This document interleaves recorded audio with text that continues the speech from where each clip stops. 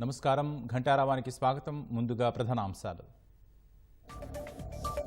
ఢిల్లీ మద్యం కేసులో కవిత bail petition తిరస్కరణ. ప్రశ్నించేందుకు సీబీఐకి అనుమతినిచ్చిన ప్రత్యేక కోర్టు.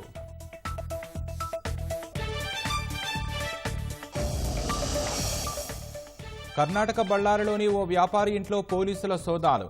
7.6 కోట్ల విలువైన నగదు, ఆభరణాలు స్వాధీనం.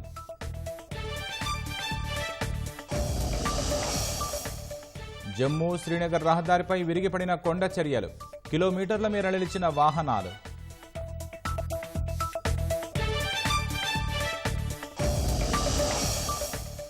అంతరిక్షంలో పవర్ ప్లాంట్ ఏర్పాటుకు బ్రిటన్ కసరత్తు. సౌరశక్తితో భూమికి విద్యుత్ను చేర్చేలా ప్రణాళికలు.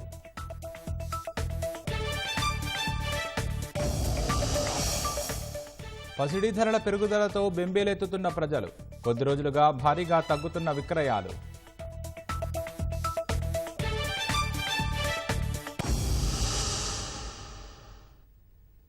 ఢిల్లీ మద్యం కేసులో ఎమ్మెల్సీ కవితకు ఊరట లభించలేదు. తాను పెట్టుకున్న మధ్యంతర బెయిల్ పిటిషన్ను కోర్టు తిరస్కరించింది. కవితకు బెయిల్ ఇచ్చేందుకు సీబీఐ ప్రత్యేక కోర్టు నిరాకరించింది. మధ్యంతర బెయిల్ పిటిషన్పై కోర్టు ఈ నెల 4న ఉత్తర్వు రిజర్వ్ చేసింది. తన చిన్న కుమారుడికి పరీక్షలు ఉన్నందున మధ్యంతర బెయిల్ ఇవ్వాలని కవిత పిటిషన్ వేశారు. దీన్ని వ్యతిరేకించిన ఈడీ ఆమెకు బెయిల్ ఇస్తే దర్యాప్తుపై ప్రభావం పడుతుందని కోర్టుకు తెలిపింది. వాదనలు విన్న న్యాయస్థానం తీర్పు నేటికి రిజర్వ్ చేసింది. ఢిల్లీ మద్యం కేసులో కవిత మార్చి 26 నుంచి తిహాడ్ జైలులో ఉన్నారు. ఆమె జ్యుడిషియల్ కస్టడీ రేపటితో ముగియనుంది. మరోవైపు కవితను ప్రశ్నించేందుకు సీబీఐ కోర్టు అనుమతి పొందింది.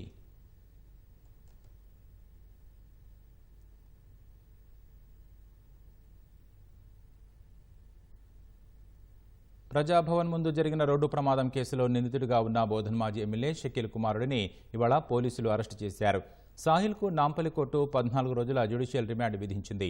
దీంతో అతన్ని చెంచల్గూడ జైలుకు తరలించిన పోలీసులు ఈ నెల 22 వరకు విచారించనున్నారు. పంజాగుట్ట రోడ్డు ప్రమాదం కేసులో కొన్నాళ్లుగా సాహిల్ పరారీలో ఉన్నాడు. గతంలో పోలీసులు అతనికి లుకౌట్ నోటీసులు జారీ చేశారు. ఇవాళ ఉదయం దుబాయ్ నుంచి తిరిగి వస్తున్నట్లు తెలుసుకుని శంషాబాద్ విమానాశ్రయంలో సాహిల్ను అదుపులోకి తీసుకున్నారు.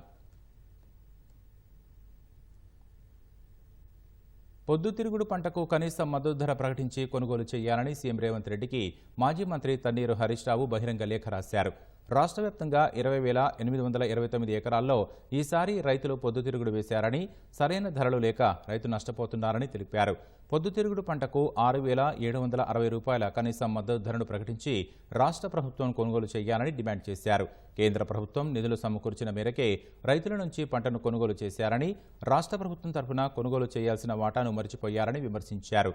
రైతులు తమ 75% పంటను కేవలం 4,500 రూపాయలకే అమ్ముకుని నష్టపోతున్నారని తెలిపారు. రాజన్న సిరిసిల్ల జిల్లాలో కరీంనగర్ పార్లమెంటు భారాస అభ్యర్థి వినోద్ కుమార్ ప్రచారాన్ని నిర్వహించారు. ఉదయపు నడకలో భాగంగా ప్రజలను కలిసి గతంలో తన పదవీ కాలంలో కరీంనగర్ అభివృద్ధికి చేసిన కృషిని ప్రజలకు వివరించారు. రాష్ట్ర హక్కుల సాధన కోసం తనకు రాబోయే పార్లమెంటు ఎన్నికల్లో ఓటు వేసి గెలిపించాలని ప్రజలను కోరారు. తాను ఎంపీగా ఉండి పార్లమెంటు అభివృద్ధితో పాటు రాష్ట్ర అభివృద్ధికి కృషి చేశానన్నారు. కేంద్రంలో ఏ పార్టీ ఉన్నా కరీంనగర్ నుంచి తనను ఎంపీగా గెలిపిస్తే తెలంగాణ అభివృద్ధి కోసం ఉద్యమిస్తానని అన్నారు. తగిన సామర్థ్యం ఉన్న వ్యక్తులు పదవులు చేపడితేనే నియోజకవర్గం అభివృద్ధి చెందుతుందని వికారాబాద్ జిల్లా చేవెళ్ల పార్లమెంటు ఇండిపెండెంట్ అభ్యర్థి ఈసరి సూర్యప్రకాష్ రెడ్డి అన్నారు.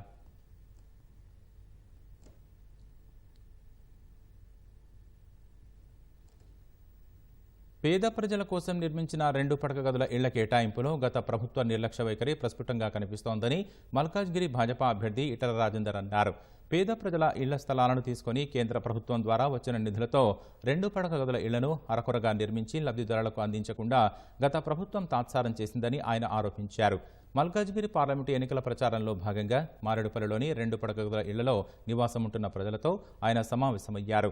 నిరుపేదల కోసం నిర్మించిన 2 పడక గదుల ఇళ్లలో తమకు అన్యాయం జరిగిందని బాధితులు ఈటల రాజేందర్కు తమ గోడును వెళ్లబోసుకున్నారు. తాను గెలిచిన అనంతరం సమస్య పరిష్కారం అయ్యే విధంగా కృషి చేస్తానని ఆయన హామీ ఇచ్చారు. భారతీయ జనతా పార్టీ కేంద్ర ప్రభుత్వం ఈ రాష్ట్రానికి 2,50,000 ఇల్లు ఇచ్చింది. వాటి కొంత అమౌంట్ కలిసి కట్టాల్సినటువంటి రాష్ట్ర ప్రభుత్వం పేదల ఇళ్ల పట్ల సొంత ఇంటి కళ పట్ల వాళ్ళు ఎంత నిర్లక్ష్యంగా వివరించిందో అర్థమవుతుంది. కాబట్టి డెఫినెట్గా భారతీయ జనతా పార్టీ రేపు ఇక్కడ గెలిచిన తర్వాత ఈ పేదలకు గతంలో ఈ మాట అయితే చెప్పిందో, ఈ అగ్రిమెంట్ అయితే రాసిందో దాని ప్రకారంగా కట్టిన అన్ని ఇళ్ళు కూడా పేదలకు పంచే ప్రయత్నం తప్పని చేస్తాం. ఇంకా సొంత ఇంటి కళ నెరవేరినటువంటి లక్షల మంది పేదవాళ్ళకు కూడా డబుల్ బెడ్రూమ్ ఇచ్చే ప్రయత్నం చేస్తాం. లోక్సభ ఎన్నికల తనిఖీల్లో భాగంగా కర్ణాటక పోలీసులు బళ్ళారిలో 5.6 కోట్ల నగదును సీజ్ చేశారు. డబ్బుతో పాటు 3 కేజీల బంగారం, 103 కేజీల వెండి, 68 వెండి కడ్డీలు దొరికినట్లు వెల్లడించారు. స్వాధీనం చేసుకున్న సొత్తు విలువ 7.6 కోట్ల రూపాయలు ఉంటుందని చెప్పారు. నరేష్ అనే ఆభరణాల వ్యాపారి ఇంట్లో వీటిని స్వాధీనం చేసుకున్న పోలీసులు అతన్ని విచారణ నిమిత్తం అదుపులోకి తీసుకున్నారు. ఆదాయ పన్ను శాఖకు సమాచారం ఇచ్చినట్లు వెల్లడించారు.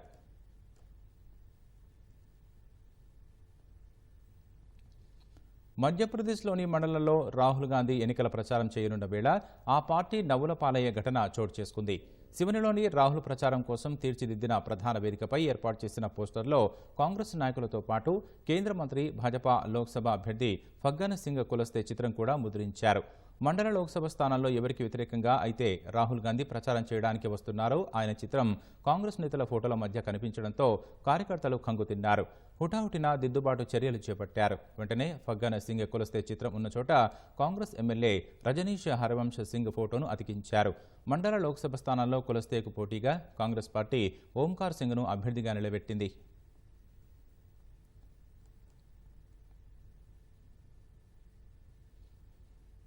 పశ్చిమ బెంగాల్లోని దుర్గాపూర్లో తృణమూల్ కాంగ్రెస్, భాజపా కార్యకర్తల మధ్య వాగ్వాదం చోటు చేసుకుంది. సోమవారం ఉదయం భాజపా ఎంపీ దిలీప్ ఘోష్ లోక్సభ ఎన్నికల ప్రచారం చేపట్టారు. ఈ సందర్భంగా కొందరు తృణమూల్ కార్యకర్తలు ఆయనకు వ్యతిరేకంగా నినాదాలు చేశారు. ఎంపీ సమక్షంలోనే ఇరు పార్టీల కార్యకర్తల మధ్య తీవ్ర వాగ్వాదం జరిగింది. పోలీసులు జోక్యం చేసుకుని పరిస్థితిని అదుపు చేశారు. చాలా మంది ప్రజలు తనను చూసేందుకు వస్తుంటే తృణమూల్ కార్యకర్తలు జీర్ణించుకోలేకపోతున్నారని ఎంపీ దిలీప్ ఘోష్ చెప్పారు. ఈ నేపథ్యంలోనే కొందరు వచ్చి తన ఎదుట ఆందోళనకు యత్నించారని వివరించారు. వారిని పోలీసులు తరిమేసినట్లు తెలిపారు.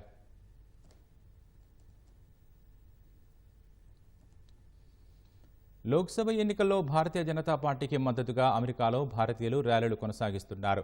Overseas friends of Bhajapa USA group అమెరికాలో 16 నగరాల్లోని ప్రముఖ ప్రదేశాల్లో మోదీ కా పరివార్ పేరిట ఆదివారం ఈ ప్రదర్శనను నిర్వహించింది. శాన్ ఫ్రాన్సిస్కో బే ఏరియాలో ర్యాలీ నిర్వహించారు. మోదీ నేతృత్వంలో ఎన్డీఏ లోక్సభ ఎన్నికల్లో 400 సీట్లు గెలవడం ఖాయమని వారు విశ్వాసం వ్యక్తం చేశారు. అమెరికా రాజధాని వాషింగ్టన్ డీసీలోనూ మోదీ కా పరివార్ టీషర్టులు ధరించి overseas friends of Bhajapa USA group rally నిర్వహించింది. భాజపా జెండాలతో వారు క్యాపిటల్ హిల్ వద్ద ప్రదర్శన నిర్వహించారు. అబ్కీ బార్ 400 పార్, మోదీ 3.0, సిక్కు అమెరికన్స్ ఫర్ మోడీ అని నినాదాలు చేశారు.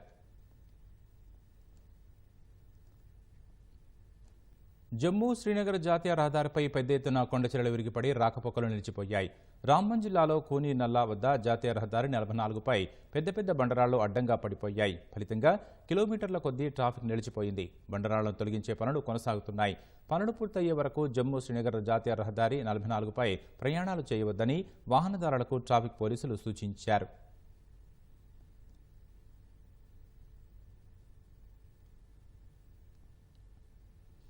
వేటగాళ్ల ఉచ్చులో పడి ఓ చిరుతపులి మృతి చెందిన ఘటన ఆలస్యంగా వెలుగులోకి వచ్చింది. సిద్దిపేట జిల్లా దుబ్బాక అటవీశాఖ రేంజ్ పరిధిలో ఈ ఘటన చోటు చేసుకుంది. చేగుంట సరిహద్దు ప్రాంతంలోని అటవీ ప్రాంతంలో 4 వేటగాళ్లు అడవి పందుల కోసం ఫిబ్రవరి 25న రాత్రి ఉచ్చును ఏర్పాటు చేశారు. ఈ ఉచ్చులో ఊహించని రీతిలో చిరుతపులి పడి మృతి చెందింది. ఇది గమనించిన వేటగాళ్లు ఎవరికీ అనుమానం రాకుండా చిరుత కళేబరాన్ని నుంచి గోర్లు, ఇతర విలువైన అవయవాలను దొంగిలించారు. అనంతరం కళేబరాన్ని దహనం చేశారు. అటవీ ప్రాంతంలో దహనం చేసిన ఆనవాళ్లు సమీప రైతులు గుర్తించారు. ఈ విషయం దుబ్బాక అటవీశాఖ అధికారులకు సమాచారం ఇచ్చారు. ఘటనా స్థలానికి చేరుకున్న పోలీసులు పరిసరాలను పరిశీలించి వేట ఆయుధాలను సీజ్ చేశారు. అనుమానాస్పదంగా సంచరిస్తున్న వ్యక్తిని అదుపులోకి తీసుకుని విచారించగా తనతో పాటు మరో 3 కలిసి చిరుతను చంపినట్లు ఒప్పుకున్నాడు. మరో 3 పరారీలో ఉన్నట్లు వారు తెలిపారు.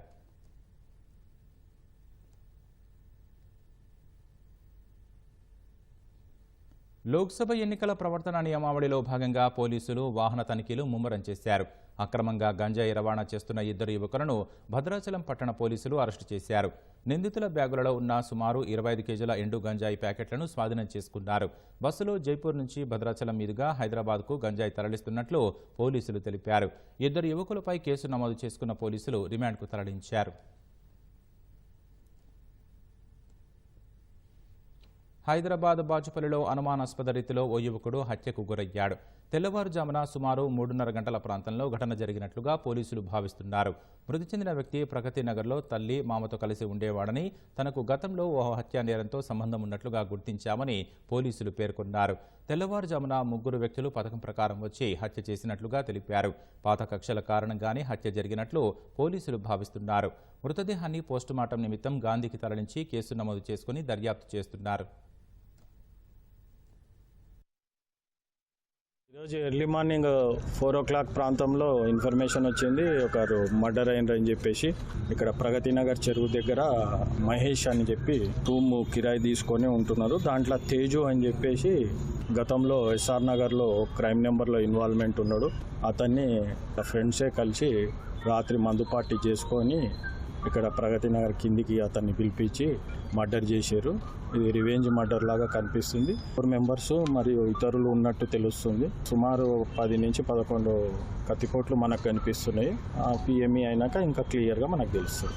ఇన్వెస్టిగేషన్ చేసి వాళ్ళని పట్టుకుంటాము, త్వరలో అరెస్ట్ చేస్తాము. కరోనా సమయంలో మెడికల్ షాప్ నిర్వాహకుల పాత్ర ప్రత్యేకమైనదని ఇన్కమ్ ట్యాక్స్ కమిషనర్ బాలకృష్ణ అన్నారు. వైద్య సిబ్బందితో సమానంగా పనిచేశారని కొనియాడారు. హైదరాబాద్ ఆబిడ్స్లోని ఓ హోటల్లో నిర్వహించిన Telangana chamber of chemist and druggist 43వ జనరల్ బాడీ మీటింగ్కు ముఖ్య అతిథిగా హాజరైన కమిషనర్ కరోనా వ్యాప్తి చెందకుండా మాస్కులు, గ్లౌజులు సరైన సమయంలో అందుబాటులో ఉంచారని గుర్తు చేశారు. సమావేశంలో కమిషనర్తో పాటు ప్రముఖ మ్యూజిషియన్ సామల వేణు పాల్గొన్నారు. 2020-2021, the epidemic has seen the lowest in the humankind, and all we went into some kind of a very shocking and very unexpected phase of the life. During the Corona time and in normal times also, for that matter, but Corona highlighted it. The contribution of chemists and druggists, I want to highlight it. See, people were praising the doctors and all the medical workers and everybody, but the unsung heroes were chemists and druggists also. But and I can narrate one particular incident. I was at Nagpur. I was as a teaching faculty in NIT at that time. We had some emergency. Some elder family member was staying there, so I called somebody in Hyderabad because Nagpur was very badly hit during the corona. So I was really helpless and clueless. So as usual, I have some contact in Hyderabad and I called somebody. I told this is what the issue is that. Sir, you please don't worry, you please stay in your academy only because the academy was totally isolated. Within half an hour, somebody came and delivered the medicines to me in Nagpur. I called somebody in Hyderabad. They managed and they spoke to somebody, their counterparts in Nagpur, and within half an hour I got the medicine. మంత్రి తుమ్మల నాగేశ్వరరావు ఆదేశాలతో భద్రాచలం గోదావరి వంతెన పనులు శరవేగంగా సాగుతున్నాయి. ఆ వంతెన అందుబాటులోకి వస్తే 4 రాష్ట్రాలకు మేలు జరగనుంది. గతంలో వరదలు వచ్చినప్పుడు పలు కాలనీల్లోకి నీరు ముంచెత్తడంతో ప్రజలు తీవ్ర ఇబ్బంది పడ్డారు. ప్రస్తుతం కరకట్ట విస్తరణ పనులు చేపట్టడంతో వరదలు వచ్చినా కాలనీల్లో రాకుండా చర్యలు చేపట్టడంతో స్థానికులు సంతోషం వ్యక్తం చేస్తున్నారు. భద్రాచలం పట్టణంలో గోదావరి నదిపై నిర్మిస్తున్న వంతెన తెలంగాణ, ఆంధ్రప్రదేశ్, ఛత్తీస్గఢ్, ఒడిశా మధ్య రాకపోకలను అనుసంధానం చేస్తుంది. గతంలో నిర్మించిన వంతెన 50 ఏళ్లు పూర్తయి పాతబడడంతో కొత్త బ్రిడ్జి నిర్మించాలని అప్పటి కాంగ్రెస్ ప్రభుత్వం నిర్ణయించగా మంత్రిగా ఉన్న తుమ్మల శంకుస్థాపన చేశారు. ఆ తరువాత భారత సర్కారు అధికారంలోకి రావడంతో వంతెన పనులు నత్తనడక సాగాయి. అయితే గత అసెంబ్లీ ఎన్నికల్లో భారత ఓటమి పాలైన భద్రాచలం నియోజకవర్గ ఎమ్మెల్యేగా తెల్లం వెంకట్రావు గెలిచారు. ప్రస్తుతం అధికారంలోకి వచ్చిన కాంగ్రెస్ ప్రభుత్వం భద్రాచలం కరకట్టను పొడిగించి 2వ వంతెన పనులు శరవేగంగా పూర్తి చేసేలా చర్యలు చేపట్టింది. పనులు తొందరగా పూర్తి చేయడానికి మంత్రి తుమ్మల ₹1 కోటి నిధులు విడుదల చేయించారు. వారం వారం అధికారులతో సమీక్షా సమావేశాలు నిర్వహిస్తూ ఏప్రిల్ 17న భద్రాచలంలో జరిగే సీతారాముల కళ్యాణం వరకు 2వ వంతెన పూర్తి చేయాలని అధికారుల్ని ఆదేశించారు. ఈ నేపథ్యంలో కలెక్టర్ ప్రియాంక ఆలా ఇతర అధికారులు 2వ వంతెన పనులు పూర్తి చేసేలా చర్యలు చేపట్టారు. గోదావరిపై కరకట్ట నిర్మించి చాలా కాలమైంది. కూనవరం రోడ్డులో సుమారు 700 మీటర్ల మేర కరకట్ట పోయకుండా మిగిలిపోవడంతో అటువైపు నుంచి వరద నీరు వచ్చి శాంతినగర్, సుభాష్ నగర్ నగర్ కాలనీలు ప్రతి ఏటా ముంపునకు గురవుతున్నాయి. ఆ కాలనీల్లో సుమారు 10,000 కుటుంబాలు నివసిస్తున్నాయి. ప్రతి ఏడాది వచ్చే వరద కంటే 2023లో గోదావరి వరద కొంతమేరకు తక్కువగా రావడం వల్ల ఇబ్బంది రాలేదు. ప్రస్తుతం అధికారంలోకి వచ్చిన ప్రభుత్వం గోదావరి వరదలపై సమీక్షించి మళ్లీ వర్షాలు వచ్చేలోగా కాలనీలు ముంపు బారిన పడకుండా ముందస్తు చర్యలు చేపట్టింది. కరకట్ట విస్తరణ పనులతో పాటు 8 ఏళ్లుగా నత్తనడకన సాగుతున్న గోదావరి రెండో బ్రిడ్జి పనులు తొందరలో పూర్తి చేయాలని ఆదేశించింది. వచ్చే వర్షాకాలం నాటికి భద్రాచలంలోని లోతట్టు బాధితుల మొహాల్లో ఆనందం కనబడుతుందని స్థానికులు హర్షం వ్యక్తం చేస్తున్నారు. 2022 గోదావరికి మొత్తం భద్రాచలంలో ఉన్న అన్ని కాలనీలు మునిగి చాలా నష్టపోవడం జరిగింది. అందులో మెయిన్ సుభాష్ నగర్ చాలా నష్టపోయాం. గత ప్రభుత్వం దాన్ని కరకట్ట శాంక్షన్ చేయడం జరిగింది. ఏ కారణాల చేత ఎలక్షన్ రావడం వల్ల దాన్ని ఆగిపోవడం జరిగింది. మళ్ళీ మేము ఈ కరకట్ట అయితే కానీ ఈ కాలనీలో ఉండదు, కాలనీ ఖాళీ చేయమన్నప్పుడు మేమంతా కలిసి గట్టిగా పోరాడి తుమ్మల గారు ఇమీడియట్గా సంబంధిత ఆఫీసర్లను పిలిపించి ఆ వర్క్ని ఎట్టి పరిస్థితుల్లో మీరు ఆపడానికి వీల్లేదు, కంటిన్యూ చేయండి అని చెప్పడం జరిగింది. ఆ వర్క్ మొదలెట్టడం జరిగింది.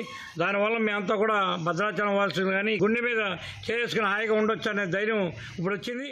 బ్రిడ్జి సర్వేగంగా పూర్తి అవుతుంది, త్వరలోనే ప్రారంభం అవుతుంది. ఇప్పుడు కూడా కరకట్ట ఎత్తు పెంచడం కోసం మరి దాని గురించి కూడా నిధుల్ని సేకరించి ప్రారంభిస్తున్నారు. ఈ కనుక భద్రాచల ప్రాంతాన్ని అభివృద్ధి చేయడంలో తుమ్మల నాగేశ్వరరావు గారు శ్రద్ధ చూపిస్తారు. అలాగే 5 పంచాయతీలు కూడా భద్రాచలంలో కలపడానికి ఆయన కృషి చేస్తారని మీ అందరికీ తెలియజేస్తూ రెండో వంతెన పనులు శరవేగంగా సాగుతుండటంపై స్థానికులు ఆనందం వ్యక్తం చేస్తున్నారు. పశ్చిమ బంగాల్ జనాభాలో దాదాపు 33% ఉన్న మైనార్టీలు భాజపా దూకుడు అడ్డుకునేందుకు తృణమూల్ కాంగ్రెస్ వైపు మూకుముడిగా మొగ్గు చూపాలని భావిస్తున్నారు. గత ఎన్నికల్లో మైనార్టీ ఓటర్లు ఎక్కువగా ఉన్న స్థానాల్లోనూ భాజపా విజయం సాధించింది. మైనార్టీ ఓటర్లలో చీలికే ఇందుకు కారణమని భావిస్తున్న మైనార్టీ నేతలు కాంగ్రెస్ వామపక్ష కూటమి రూపంలో మరో సెక్యులర్ ప్రత్యామ్నాయం అందుబాటులో ఉన్న తృణమూల్ కాంగ్రెస్కే తమ ఓట్లన్నీ పడేలా ప్రణాళిక రచిస్తున్నారు.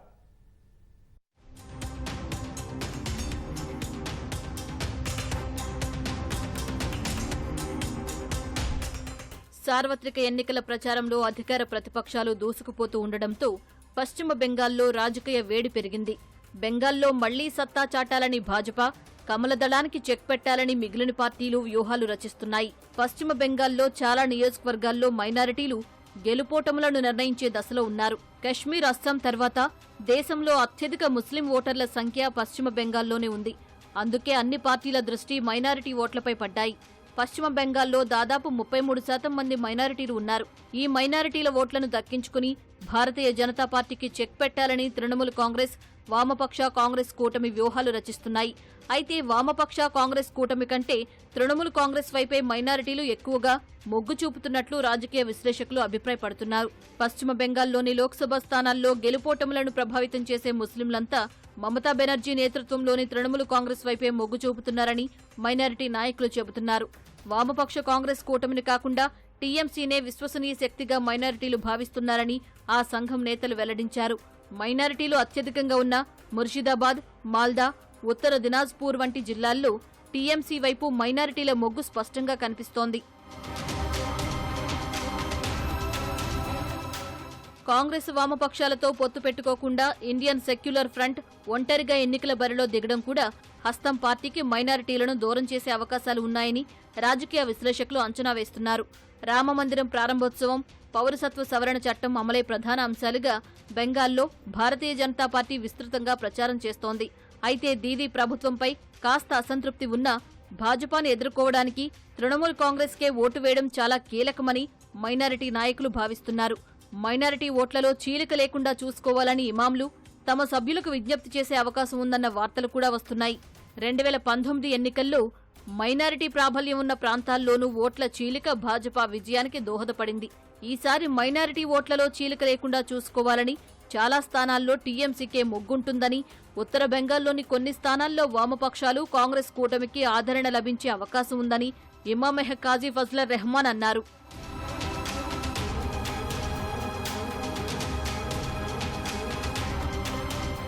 ముర్షిదాబాద్, మాల్దా, ఉత్తర దినాజ్పూర్ జిల్లాల్లో మైనారిటీలు ఎవరికి ఓటు వెయ్యాలా అన్న సందిగ్ధతలో ఉన్నారని పశ్చిమ బెంగాల్ ఇమాం అసోసియేషన్ అధ్యక్షుడు మహ్మద్ యహ్వా తెలిపారు. వామపక్ష, కాంగ్రెస్ కూటమి, టీఎంసీ అభ్యర్థుల్లో ఎవరిని ఎన్నుకోవాలన్న దానిపై సందిగ్ధావస్థలో ఉన్నారని వివరించారు. ఈ జిల్లాల్లో మైనారిటీ ఓట్ల చీలిక వల్ల 2019లో ఉత్తర దినాజ్పూర్, మాల్దా జిల్లాల్లో భాజపా ఒక్కో సీటు గెలుచుకుంది. అయితే 2021 అసెంబ్లీ ఎన్నికల్లో మైనారిటీలంతా టీఎంసీకి మద్దతు పలికారు. ఈసారి కూడా అలాగే మద్దతు పలికే అవకాశం ఉందని అంచనా వేస్తున్నారు.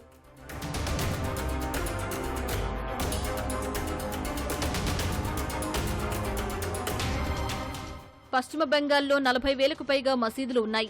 ఇందులోని ఇమాంలు మైనారిటీలకు ఓట్ల చీలికపై సందేశాన్ని అందజేయాలని భావిస్తున్నారు.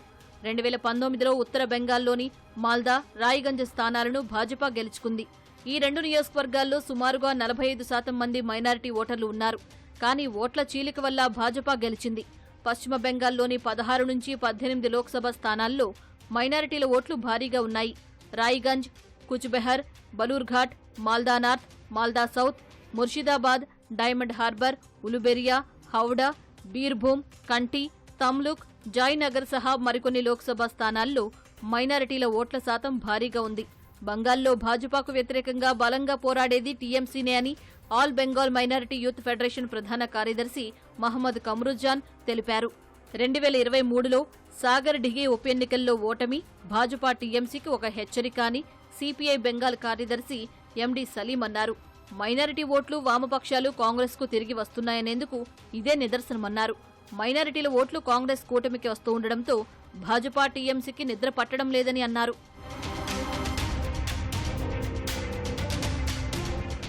బంగాల్ రాజకీయ రంగంలోకి అబ్బాస్ సిద్దికీ నేతృత్వంలోని ఇండియన్ సెక్యులర్ ఫ్రంట్ ప్రవేశించిన మైనారిటీల ఓట్లను మాత్రం గెలుచుకోలేకపోయింది. 2021 పశ్చిమ బెంగాల్ అసెంబ్లీ ఎన్నికల్లో ఐఎస్ఎఫ్కు కేవలం 1.35% ఓట్లు మాత్రమే వచ్చాయి. బంగాల్లోని మైనారిటీలు టీఎంసీ అవినీతి, దుష్పరిపాలనతో విసిగిపోయారని ఐఎస్ఎఫ్ ఎమ్మెల్యే సిద్దికీ వ్యాఖ్యానించారు. ఈసారి ఎన్నికల్లో ఒంటరిగా వెళ్లాలని నిర్ణయించుకున్నామన్న ఐఎస్ఎఫ్ 6 లోక్సభ స్థానాలకు అభ్యర్థులను ప్రకటించింది. అయితే ఈ పార్టీ ఎంతమేర ప్రభావం చూపుతుందో చూడాలి. టీఎంసీ 2014లో 34 లోక్సభ స్థానాలను గెలుచుకుంది. 2019లో ఈ సంఖ్య 22కు తగ్గింది. అయితే 2021 అసెంబ్లీ ఎన్నికల్లో మైనారిటీలు టీఎంసీకి ఓటు వేసి వరుసగా 3వ విజయం అందించారు.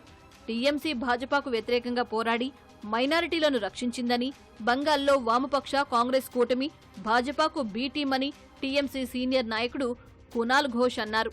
2017లో ట్రిపుల్ తలాక్ను రద్దు చేయడం, సందేశ్ ఖాళీలో ఇటీవల జరిగిన ఘటనలు, టీఎంసీ నాయకులు తమపై లైంగిక వేధింపులకు పాల్పడ్డారన్న మహిళల ఆరోపణలు భాజపాకు కలిసొచ్చే అవకాశం ఉంది. ముస్లిం మహిళలు ఈసారి తమకు కృతజ్ఞతలు తెలిపేందుకు సిద్ధంగా ఉన్నారని భాజపా బెంగాల్ చీఫ్ సుకాంత మజుందార్ ధీమా వ్యక్తం చేశారు.